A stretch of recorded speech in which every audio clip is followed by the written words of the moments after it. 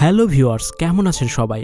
আজকের ভিডিওতে আমরা এমনই কিছু মধু শিকারীদের জীবন কাহিনী এবং তাদের মধু সংগ্রহের ভয়ঙ্কর পদ্ধতি দেখাতে যাচ্ছি, যা আপনি এর আগে কখনো দেখেননি। যার মধ্যে রয়েছে নেপালিদের গ্রানাইট পাহাড় থেকে হিমালয়ের পাগলা মধু সংগ্রহ, পৃথিবীর সবচেয়ে ক্ষুদ্র জাতির মানুষদের গাছের মগডালে চড়ে মধু সংগ্রহ, তেমনই জীবন মৃত্যুর ঝুঁকিও। এই মধু শিকারীদের দুর্লভ মধু তাদের পরিবার থেকে শুরু করে কালোবাজারে পর্যন্ত পৌঁছায়। হিমালয়ের পাগলা মধু সংগ্রহ, নেপাল। পৃথিবীতে এমন এক মধু আছে যার নাম ম্যাডহানি বা পাগলা মধু। পৃথিবীর সবচেয়ে দুর্লভ ও দামি মধু হচ্ছে এটি। সারা বিশ্বে গুটি কয়েক মানুষই এই বিশেষ মধুর স্বাদ পেয়েছেন। বিরল এই পাগলা মধু শুধুমাত্র হিমালয় সংলগ্ন নেপালের দুর্গম পার্বত্য এলাকাতেই পাওয়া যায়। গুরুম নামে নেপালে একটি প্রাচীন উপজাতি শুধুমাত্র নেশার জন্য এই মধু সংগ্রহ করে থাকে। বিশ্বের সবচেয়ে বড় এই মধুর চাকগুলি নেপালের হিমালয়ের মৌমাছিদের সৃষ্টি। হিমালয়ের এই মৌমাছিরা সাধারণ মৌমাছির মতো নয়, এদের কিছু বিশেষত্ব আছে। আকারে সাধারণ মৌমাছির থেকে অন্তত 5 গুণ বড় এরা। শুধু আকারই নয়, অন্য মৌমাছির তুলনায় এরা বেশ বিষাক্ত এবং এদের কামড় বা হুলের ব্যথাও অনেক বেশি। মূলত মাটি থেকে হাজার হাজার মিটার উপরে সুউচ্চ গ্রানাইট পাহাড়ের কোনো খাড়া ঢালের গায়ে এই দৈত্যাকার মৌমাছিগুলো মৌচাক তৈরি করে। বছরের মার্চ ও এপ্রিল মাসে হিমালয়ের এক বিষাক্ত ফুল থেকে মধু সংগ্রহ করে তারা। রডোডেন্ড্রন নামে এক ধরনের গাছে বাহারি রঙের এই বিষাক্ত ফুল ফুটে। ফুলগুলিতে এক ধরনের সাইকোট্রপিক টক্সিন থাকে। এই টক্সিন সমৃদ্ধ রস থেকেই হিমালয়ের মৌমাছিগুলো মধু উৎপাদন করে জমিয়ে রাখে নিজেদের বাসায়। সেই লাল মধু খাড়া পাহাড়ে চড়ে পেরে আনেন গুরুং উপজাতির বাসিন্দারা। কোনো ধরনের নিরাপত্তা ছাড়াই দড়ি আর লাঠি দিয়ে তৈরি ঝুলন্ত মই বেয়ে ধোয়ার সাহায্যে তাদের মৌমাছি তাড়িয়ে মধু আহরণ সত্যিই বেশ রোমাঞ্চকর। মৌচাক সংগ্রহের শুরুতে গুরুংরা পাহাড় চূড়া থেকে নিচের দিকে মই ফেলে দেন। সেই মই বেয়ে একজন উপরে ওঠেন। এরপর ধোয়া দিয়ে মৌমাছি তাড়িয়ে দুটি লাঠির সহায়তায় একটি চাটাইয়ে মৌচাক বসিয়ে তা নিচে নামিয়ে দেওয়া হয়। নিচে থাকা সহযোগীরা সতর্কতার সঙ্গে মৌচাকের সেই চাটাই নামিয়ে নেন। গুরুংদের এই মৌচাক সংগ্রহ দেখতে সহজ মনে হলেও বিষয়টা এতটা সহজ নয়, কেননা নিচ থেকে তাদের মই বেয়ে প্রায় 164 ফুট উপরে উঠতে হয়। সেই সময় ভারসাম্য রক্ষা করতে না পারলে ঘটে যেতে পারে যে কোনো দুর্ঘটনা। এই দুঃসাহসিক কাজটি করতে গিয়ে তাদের সাহস আর পাহাড়ে ওঠার মূল শক্তি পাগলা মধু, যা রোজ সকালে তারা নিয়মিত সেবন করে থাকেন।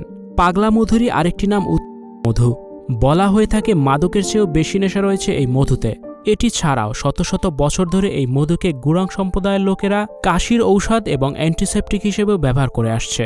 পাগলা মধুর মাদকীয় গুণের জন্য বেশ কিছু বছর ধরেই চোরাবাজারে জনপ্রিয় হয়ে উঠেছে এই মধু। এজন্য এশিয়ার চোরাবাজারে 1 পাউন্ড পাগলা মধু $60 বা 5,000 টাকারও বেশি দামে বিক্রি হয়ে থাকে। পিগমি জাতির মধু সংগ্রহ, কঙ্গো। পৃথিবীর সবচেয়ে ক্ষুদ্র মানুষ হিসেবে পরিচিত আফ্রিকার বায়াকা পিগমি জাতির লোকদের বিয়ের জন্য বউ খুঁজতে হলে মধু উপহার দিয়ে রাজি করাতে হয়। যেসব পুরুষদের মধু দেওয়ার যোগ্যতা নেই তাদের কেউ বিয়ে করতে চায় না। মধু সংগ্রহ এই সম্প্রদায়ের পুরুষদের কাছে এক সাহসিকতার প্রতীক। বিয়ে বা সাহসিকতা প্রমাণ ছাড়াও এই সম্প্রদায়ের লোকজন খাদ্যের প্রয়োজনে আকাশচুম্বী গাছ বেয়ে মধু সংগ্রহ করে থাকে।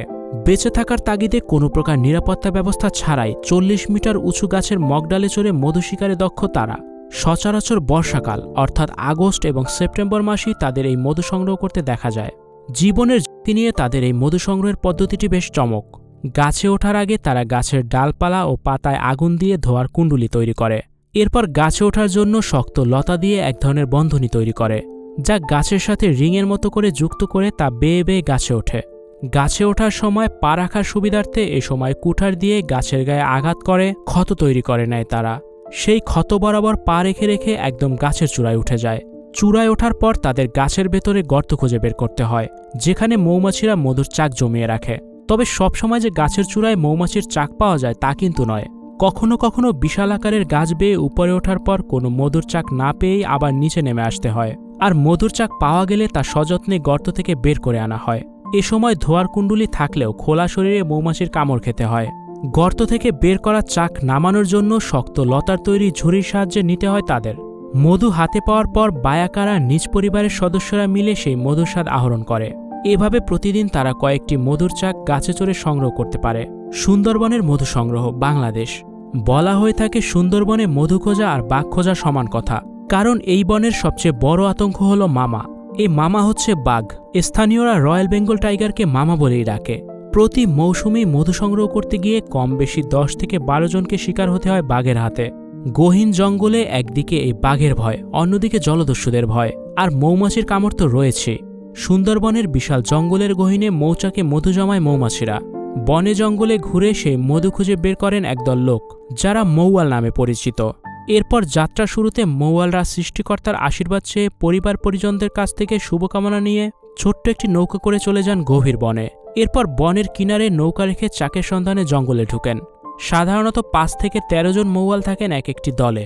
সবারই দলে থাকে আলাদা আলাদা দায়িত্ব। মৌমাছির গতিবিধি দেখে একটি নির্দিষ্ট পথে তারা এগোতে থাকেন। দলের মধ্যে কেউ কেউ থাকেন মৌচাক বিশেষজ্ঞ। মৌমাছির চাক খুঁজতে তারা একটি বিশেষ পদ্ধতি অনুসরণ করেন। তবে চাক ভাঙার সিদ্ধান্তটি নেন দলনেতা। মৌয়ালরা যাকে বলে বহরদার। চাক খুঁজে পেলে বনের পাতা দিয়ে তৈরি করা হয় কারু। এই কারুতে আগুন জ্বালিয়ে ধোঁয়া তৈরি করা হয় চাক থেকে মৌমাছি তাড়ানোর জন্য। বহরদারের অনুমতি মিললে জ্বালানো কারু নিয়ে একজন গাছে চড়ে সুন্দরবনে আসেন। চীনে মধু সংগ্রহ। চীনের ইউনান প্রদেশ মধু সংগ্রহের জন্য বিখ্যাত। এই প্রদেশেই দেশটির সবচেয়ে বেশি পরিমাণ মধু সংগ্রহিত হয়। সেখানে মধু সংগ্রহকারীরা মধু শিকারী নামেও পরিচিত।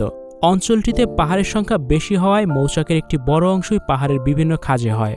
সেই খাঁজে থাকা মৌচাক থেকে মধু সংগ্রহ করে প্রায় জীবনের ঝুঁকি নিতে হয় মধু শিকারীদের।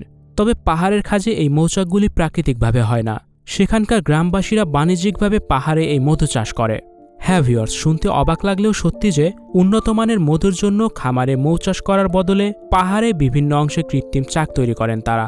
সেই চাকেই ধীরে ধীরে মৌমাছিরা জড়ো হতে শুরু করে। এরপর মধু জমা হয়ে গেলে বছরের একটি নির্দিষ্ট সময় এই চাক থেকে মধু সংগ্রহ করা হয়। এভাবে পাহাড়ে মধু সংগ্রহ করতে গিয়ে প্রতি বছরই উল্লেখযোগ্য সংখ্যক মধু শিকারীর মৃত্যু হয়। তবে এই কারণ বেশিরভাগই মৌমাছিদের জীবন বাঁচাতে গিয়ে। কারণ শিকারীরা যদি আগুন জ্বালিয়ে চাক থেকে মধু সংগ্রহ করেন তবে পরের বছর ওই চাকে আর মৌমাছিরা আসবে না। এজন্য চাকের কোনো ক্ষতি না করে হাজার বছরের পুরনো পন্থা অনুসরণ করে মধু সংগ্রহ করেন তারা। প্রাকৃতিক গুণের কারণে অন্য সব মধুর চেয়ে পাহাড়ের খাঁজে উৎপাদিত এই মধুর কদর সবচেয়ে বেশি চীনের বাজারে। এর দামও সাধারণ মধুর তুলনায় বেশি, যার 1 কিলোগ্রাম প্রায় $50 বা 4000 টাকারও বেশি দামে বিক্রি হয়। পাহাড়ি এই মধুতে বিভিন্ন ফুলের নির্যাস থাকে, যা ঔষধ হিসেবে ব্যবহারের পাশাপাশি সৌন্দর্যবর্ধনেও ব্যবহার হয় দেশটিতে।